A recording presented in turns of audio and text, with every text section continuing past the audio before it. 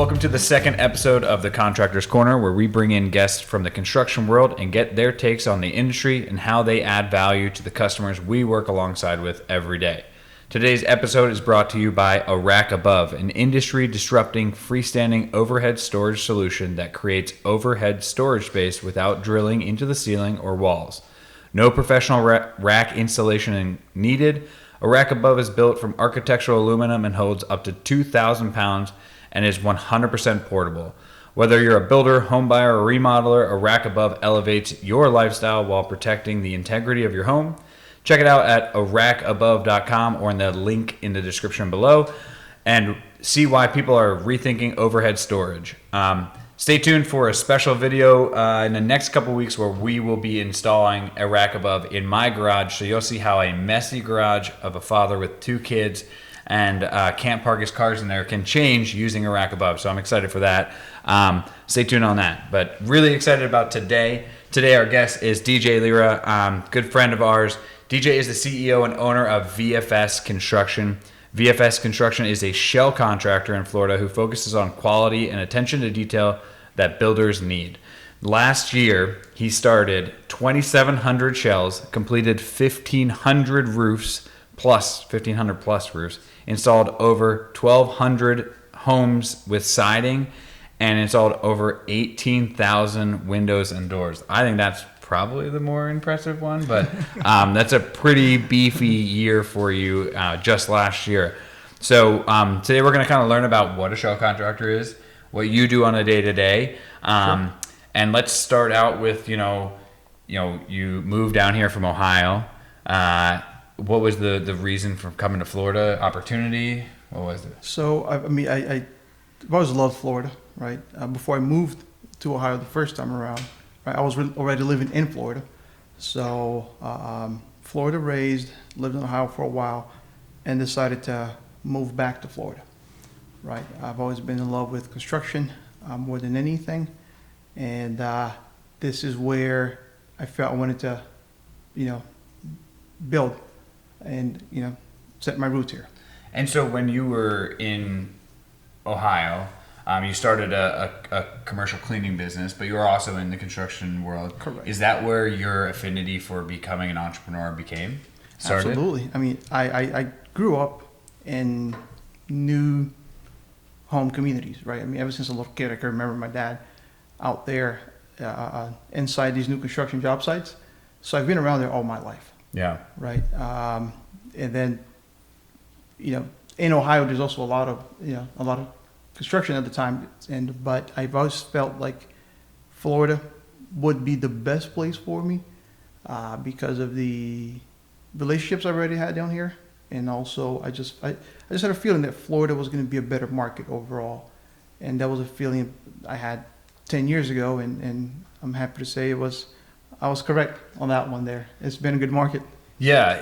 I had the same feeling when I was looking at, becoming a general contractor, Pennsylvania versus Florida. The opportunity cost is much higher here. Now, the one thing, not to harp on Ohio and that area right now, but growing up in Pennsylvania, there was no really big Lennars and D.R. Hortons. And now when I go back, I'm starting to see them going there. That is true. They're seeing the opportunity is kind of changing, that those markets are becoming hotter. That is very true. That is very true. But 10 years ago, different story. Absolutely. Different story, yeah. So let's talk about shell contracting. Can you explain to us what a shell contractor is? Because I think a lot of other markets don't use shell contractors. Florida is one that does, and it's foreign to pretty much everyone. Yeah. And to me, just growing up in Florida for most of the time, it's when a lot of people say, hey, listen, we don't use shell contractors in other states, right? Like you go to Colorado or other places, it's very much you have a slab guy, you have a framer, everybody's still very much separated, right? So it's still news to me, and I can't see how other states haven't caught onto it. So when we were talking that day, you said this is foreign in a lot of places. It's surprising to me, right? But yeah, so a shell contractor is someone that handles all the structural components of a home, right? So your foundation, right? So down here in Florida, we're a lot of monolithic slabs, some stem walls, but you start at the foundation, right? Secondly will be your CMU block, right? We have a lot of that, depending on what region of Florida you're in. Maybe if you're in Jacksonville, Panhandle, it might be just full frame over slab, but block is one of the components of shell, and then framing, the rough carpentry, right? And that includes trusses as well, floor joist, roof trusses, and essentially that's what a shell contractor is in our market. Yeah, and so as a shell contractor, you're basically getting the house from the footers to the roof decking on, and then you guys are done. That's Everything correct. is completed inside, and where in other markets, like you said, there's a slab guy, then there's sometimes there's a framer, and the framers sometimes don't do the trusses. There's a truss guy. That is true. So then you there's got to a have roof deck guy. Yeah, there's a roof. And I learned siding, recently there's even a hardware guy.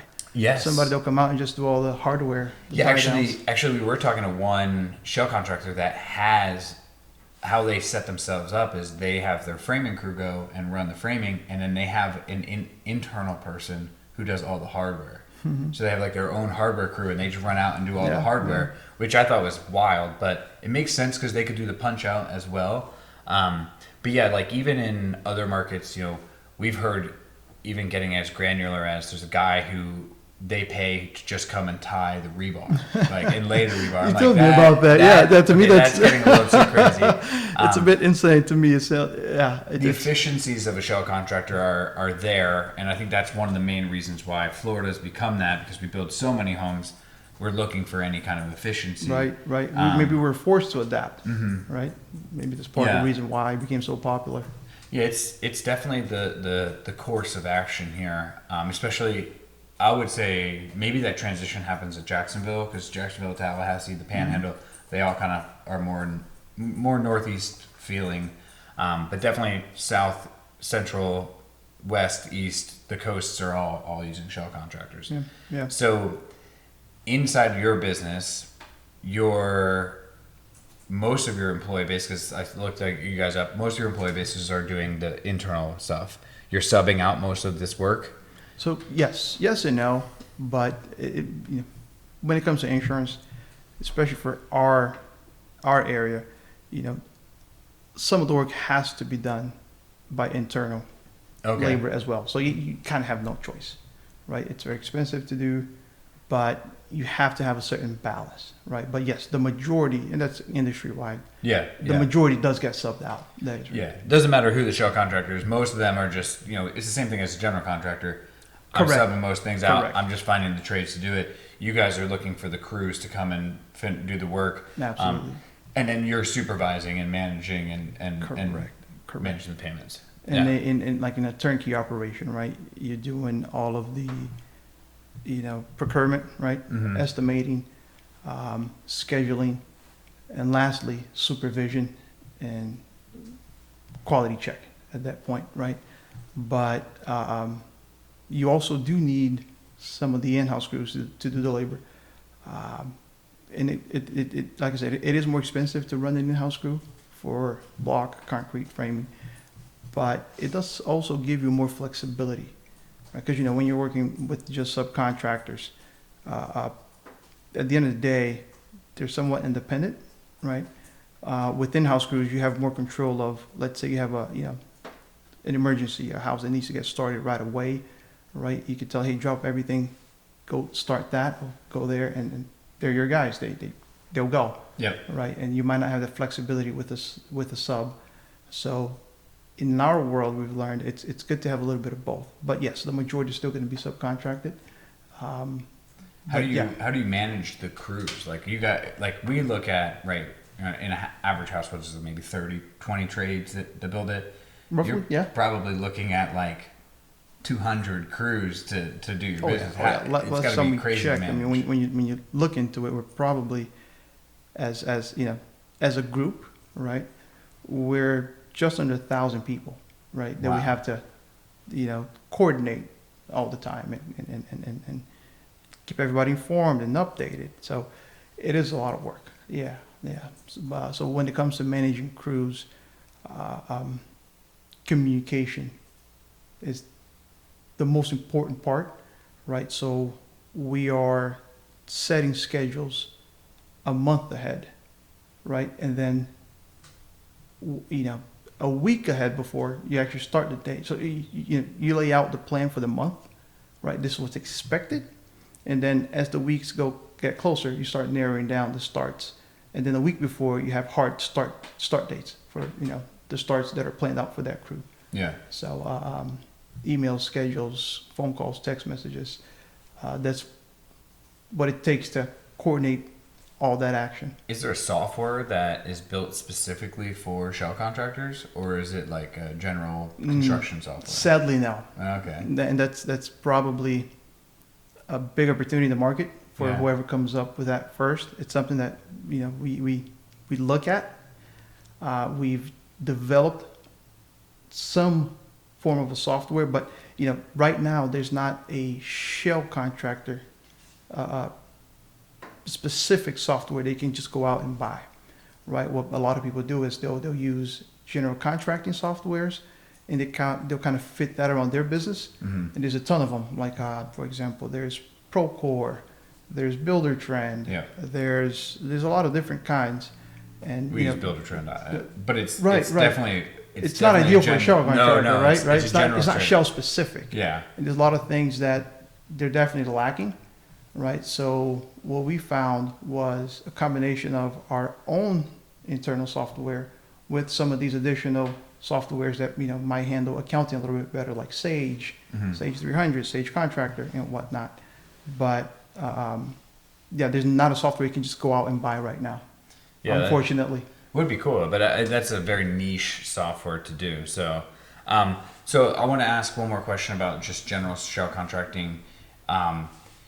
As different businesses grow, they start to invest into more material, right? Obviously, you have to have probably a storage yard or something like that. Yeah. But like, when do you determine it's better for you to get a pump truck on your own, or a Bobcat, or these kinds of big equipment purchases?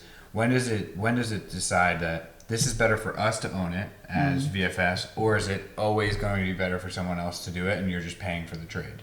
See, that's a question I ask myself every day. Okay. Right? and there's no right answer to it. For example, over my experience, you've seen companies that decided that they're a shell contractor, and they said, listen, we pump every slab. Yeah. Right. So why don't we just go in and get pumps in-house and control all of our slab pumps? But there's also a lot to that. It's not just going out and buying the pump. So I was actually having this conversation with a buddy. So, let's say you go out and buy 5 pumps, 10 pumps, right? You need a shop, right? At that point, you need a full-time mechanic, Mm-hmm. right? Because there's maintenance, right? Weekly maintenance, monthly maintenance. The pumps are also trucks, right? So a lot of repairs, right? So it almost becomes an entirely separate business, right? And for you to visualize that, the easiest thing to do is go to a pump company that a lot of shell contractors subcontract to. Right? You show up, it's a massive yard, bunch of, what are they, just, huge metal buildings, right? A lot of machinery. And you look around and it's a full-time business just running those pumps, right? And these are guys that have been doing that all their lives. They're diesel techs, they've been running pumps. They know all the ins and outs of it. So for a shell contractor to get into that, right, you got to be committed to running. It will be a second business, Yeah. right, at the end of the day. So there will be advantages where you save, but how committed are you to running that second business? You might be a little bit more profitable, but you can also put that time into maybe just building more homes, right, and subcontracting the pump. I like the idea of having a little bit of control as well. So maybe try doing 10%, 20% of your own work in-house with your own pumps. But to especially for somebody our size and a couple of the other big guys, if they go 100% in-house on all their equipment, cranes, pumps, and whatnot, it's it will be a whole different business itself. Yeah, that's what I've thought about. And when I talked to, I did a video we were pouring a slab with a pump truck operator showing, like, he actually showed us the kind of controller for everything. He walked us through it. And while we were waiting for the next cement truck to come, he was explaining to me, like, I think they had 12 trucks and they have 3 floaters because almost at all times 3 trucks are down and they had a full-time diesel mechanic. I was like, holy cow. And then I look at how much we pay for that. I was like, man, that's got to be some tight margin. Right, Like, and right. then you start to backtrack and I'm like, okay. And the advantage, right? Like I'm not a diesel guy. I mean, I love diesel trucks, but I'm not, you know, I'm not handy with machinery and diesel engines. And it's like, you know, if somebody does that very well, right, it works out better sometimes than for me to try to do that myself. The same way that, hey, he could think, hey, I got all these pumps, why don't I just start a shell business? It sounds really good on paper, but sometimes, at least I found, we have a better return focusing on building the houses a lot better. We're building more houses and growing, but I would say if for a lot of things, it would be smart to have some, you know, in-house equipment, but for the most part, I guess the rule of thumb is you might, depending on the equipment, you're better off maybe subcontracting that. Unless it's something that will actually bring value, like, hey, now you guys are doing windows and doors, you need a couple box trucks. Exactly. That stuff brings, hey, 100%. now And you it's can do simple. pick up delivery. Right, it's you're something in, simple, right? You can take some stuff. So on that kind of note, right, 2,700 plus shells. Mm-hmm. What was, obviously a lot of shell contractors focus on doing shells. You have focused on going to a, you know, what you say on your LinkedIn as a true shell. And I think what that leads to is the other products you're bringing in. Right. And so why have you just decided that you're a true shell solution? And can you kind of give us an idea of, like, how those steps came into play from just doing the framing to what you're doing now? Sure. So, I mean, it just started, if we go back 10 years ago, right, the whole term shell contractor wasn't even that popular. I remember right when I got started, right, you had your dedicated slab and block guys. Yep. Right? I mean, honestly, anybody that's a shell contractor today, if you go back 10 years ago, they were either concrete block company or a framing contractor. Yep. Right? And that's just the way it was. As time went on, you know, the term shell, you know, became more popular. The idea of shell became more accepted. And then later on, it actually became the standard to where, hey, if you're not doing all 3, you kind of lose space in the market, right? But that was, you know, we saw that evolution happen about 10 years ago, start happening 10 years ago. And then we started noticing some opportunities, both for us to increase revenue, but for us to also offer services that we noticed other trades were lacking or not performing as well for our same customers. Right? One example I'll give you is about 6 years ago, we were working on one of our builders' communities, and for whatever reason, their roofer just decided to quit on them, and not just quit on that subdivision, but quit on them as a division, right? I'm not sure what went wrong there, but they just said, listen, it was a phone call. They called in one morning and said, listen, we're just not going to work anymore. We want to shift our strategy, and we're going into a different market. And you know, starting today, that's it. We're not showing up. Right. So it took some time for that builder to get and it was a more complicated project. It wasn't just your regular shingle roof, right? It was a tile community. So, you know, you're ordering tile, you know, 2 months ahead of time. There's a whole process there. So when they abandon it takes a while for you to get another roofer to, you know, step up and take over. Long story short, we were the framers for that project, and we had a lot of houses that were decked but not dried in. So there was no underlayment on our roof decks. And in between the time that a new roofer got onboarded and took over that project, a good number of homes, a significant number of homes, sat for so long that the roof decks, right, had to be replaced because it's OSB, right? It got rained on. It warped. It bowed. It just wasn't. You just couldn't install roof over it. So they had to pay us to go back, remove the existing roof decks that were installed maybe 2 months earlier, install new roof decks so they could actually roof it again, right? And we also saw that, come hurricane season, a lot of the local roofing companies that also did some of the new construction work, they just disappear because they're probably making a ton more money out there on the re-roofs, right? Yeah. So we saw that as an opportunity to offer that, right? Like I said, I've been, doing construction my whole life, ever since I can remember being around construction, right? So I've done a little bit of roofing in my day, right? And we talked to a couple of our builders and said, listen, what's going on with roofing? And he said, well, that is one of the categories that we struggle a lot because a lot of the roofers in new construction are also, their main profit comes from re-roofs. So they focus on that, they prioritize that. And we've always been very new construction based. Mm-hmm. So we thought, hey, maybe let's develop a roofing division that we can service these builders because there's a need.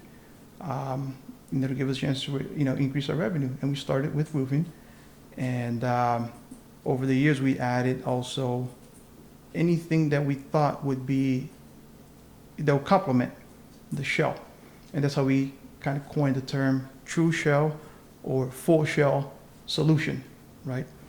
Anything that really goes hand in hand with what we already installed, which is the framing, right? So siding, right, goes right over your exterior sheathing. Which also It's helps right you there. get the house wrap. So now Exactly. what you were doing with the roofing, right, trying to give your builder the best benefit of like, hey, after we sheathe it, we can just put our We're right underlayment there. down and then you're at least safe, right? Yeah, exactly. Because we try to do that right away. So you get that underlayment down. If they don't inspect it for 2 weeks, no problem, but you got a covering on it. So the same thing when you do your shell, you get your OSB up. Hey, we're gonna make sure it's house wrapped, ready for you. Absolutely. So you're looking. It's a good Absolutely. lookout for It is. for that. It is. And we did that for one builder, and then another builder saw that and said, listen, we're struggling in the certain community, can you guys step in? And we did it, and we saw, hey, this is working.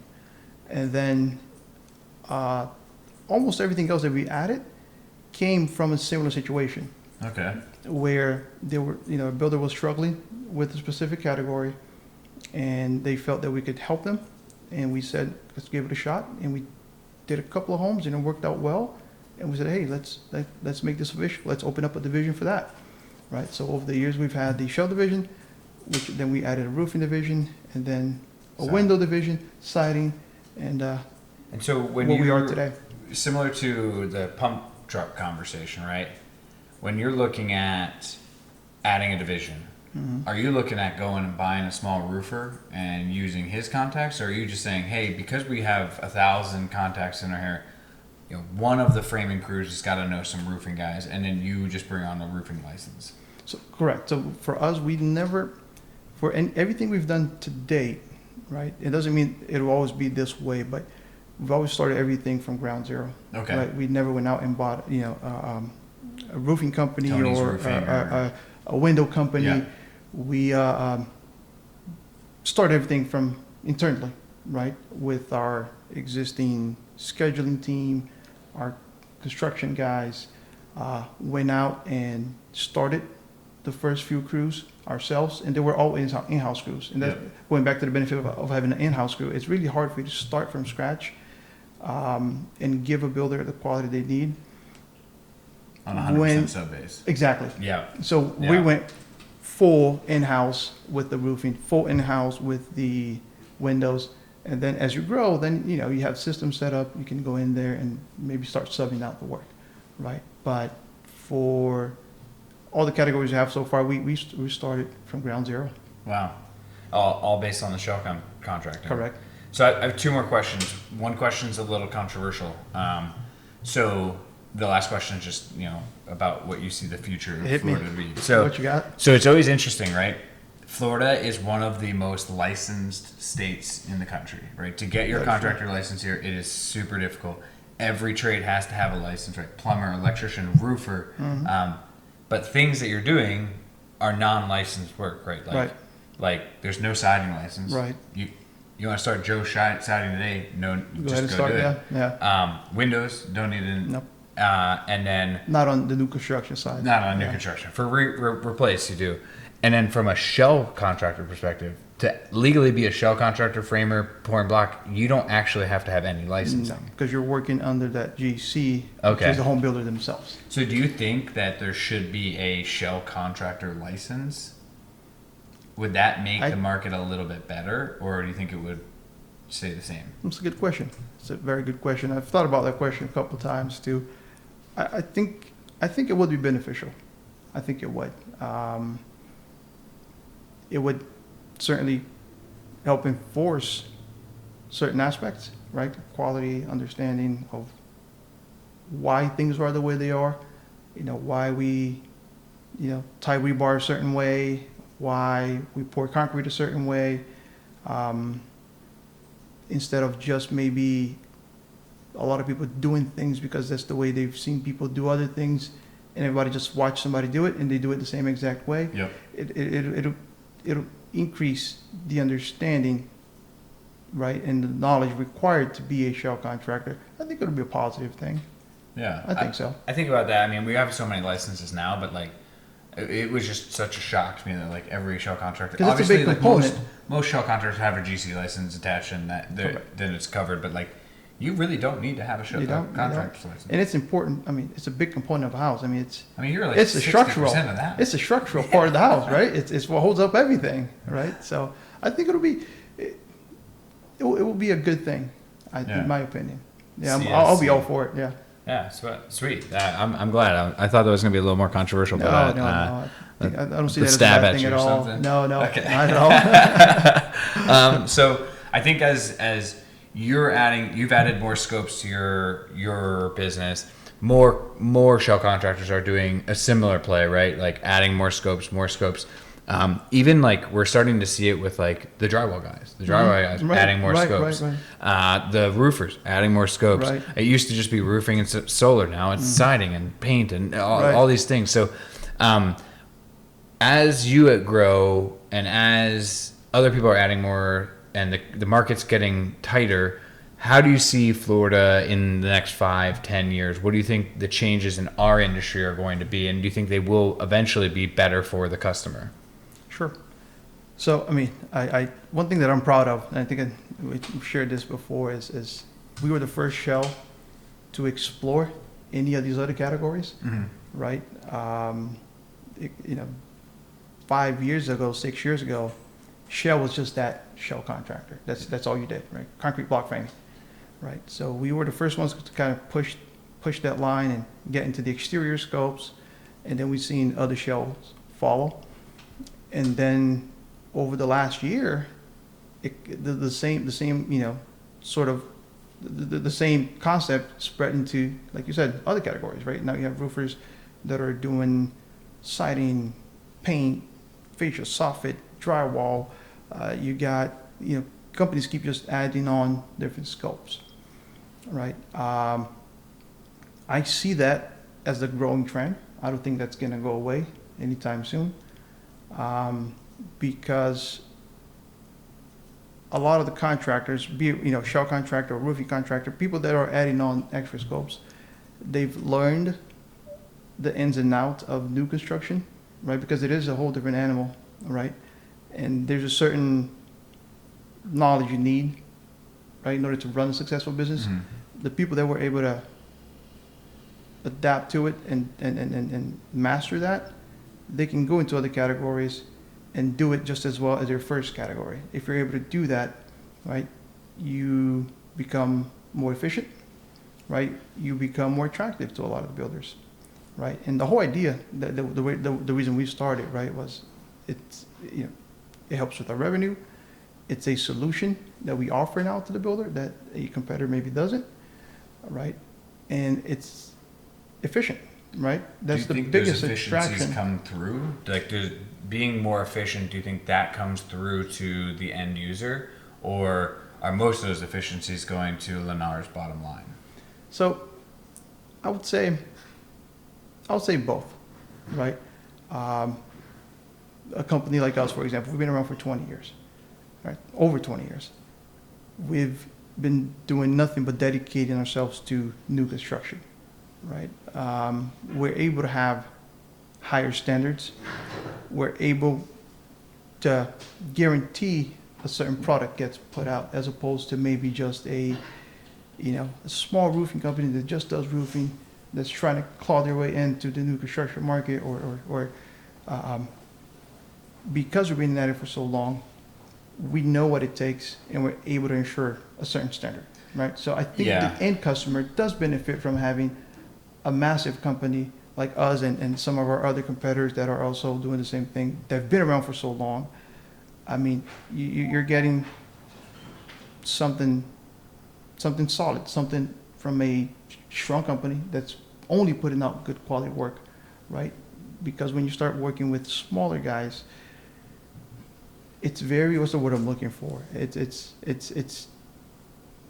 very, it varies, right? Different levels of quality.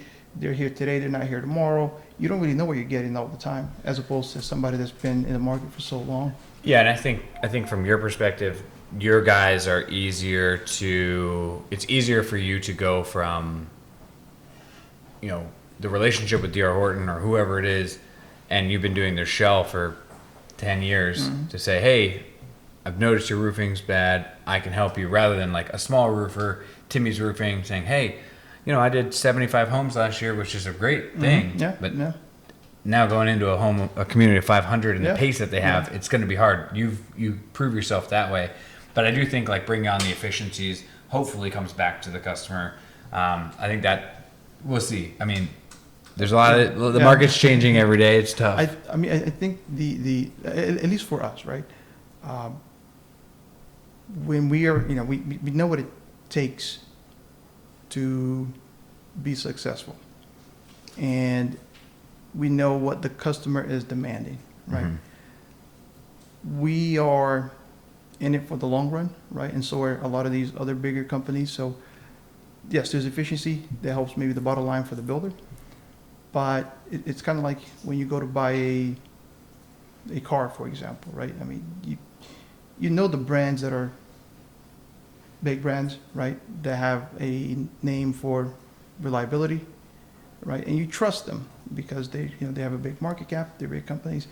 They're mindful of what they put out as a product because of their brand, right? And I think the customer does benefit from that. And if nothing else, maybe, especially now where affordability is a big issue, if a builder is able to be more efficient and save more, right? I believe some of those savings does get passed down to the end buyer. Yeah. So, I think so. And I mean, obviously, when you're looking at like a Lennar house, and I hate to harp on Lennar, so it's just such an easy name, right? Lennar, DR, the biggest in the market, so they're a reference for reference word, everything, yeah. exactly. So like, you look at some of their communities, they're $300,000 houses, so they are helping to curb that, and then obviously, I'm sure they're squeezing you on that side. So like when you talk about like when you're pricing these things, obviously big builders want you to have consistent pricing across all platforms, but the quality and the size and everything changes, or does that not matter to you because you're just going to give the same product quality across the board? Mostly across the board, yeah. That's the whole idea of streamlining it. Yeah. Okay. Yeah. That was one question. So that's all I had. I mean, that was super helpful. I mean, for me, just understanding how you got into it and what a shell contractor is important for the market. Do you want to tell us anything about VFS? Like how people can contact you, what you guys really provide, what you could do for anyone? Sure. I mean, we're definitely looking to grow. We're 2,700 starts for 2024. Our goal is to be at 3,200 for 2025. Okay. Right. We are also looking to add a few more scopes to what we already do. Right. I don't want to go into the ones that we're adding right now. Right. Something that's in the works, but should be coming out soon. But our goal is to just partner up with. There are more builders out there that we don't do work for yet, and we would love to be able to work with them. Right. So feel free to reach us out. I mean, there's LinkedIn. Look us up on LinkedIn. Start a relationship there. But yeah, that's who we are. Been doing it for 20 plus years. hopefully we have another good 20 years ahead of us, Yeah. right? And hopefully keep growing and putting out the product that we've been putting out for the past years. Well, I appreciate your time, DJ. Thank you so much for being on our podcast, and thanks to A Rack Above for sponsoring this episode. All their information will be in the description below, so if you listen to this far, thanks for listening, and we'll see you guys next month.